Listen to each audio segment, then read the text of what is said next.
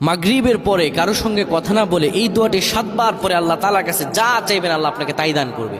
অভাবে আছেন, ঋণগ্রস্ত আছেন, মাথায় টেনশন, ঋণের বোঝা, বাড়িতে থাকতে পারতেছেন না, আল্লাহ সব আপনার পেরেশানি দূর করে দেবে ইনশাআল্লাহ। যদি আপনি আমলটি করতে পারেন, আমল মানুষের জীবন বদলিয়ে দেয়, আমল মানুষের জীবনকে পরিবর্তন করে দেয়। আল্লাহ তাআলা আপনার সব দোয়া কবুল করে নেবেন ইনশাআল্লাহ।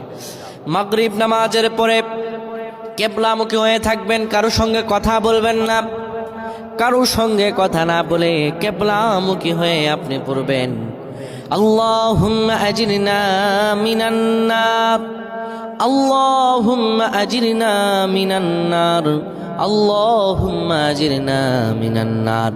যদি এটি আপনি মাগরিব নামাজের পরে কারো সঙ্গে কথা না বলে পড়ে 7 বার পরে দুটি হাত তুলে আল্লাহর কাছে দোয়া করেন, আল্লাহ জাহান্নামের আগুন থেকেও বাঁচাবেন এবং আল্লাহ আপনার সব দোয়াগুলো কবুল আর মঞ্জুর করে নেবেন।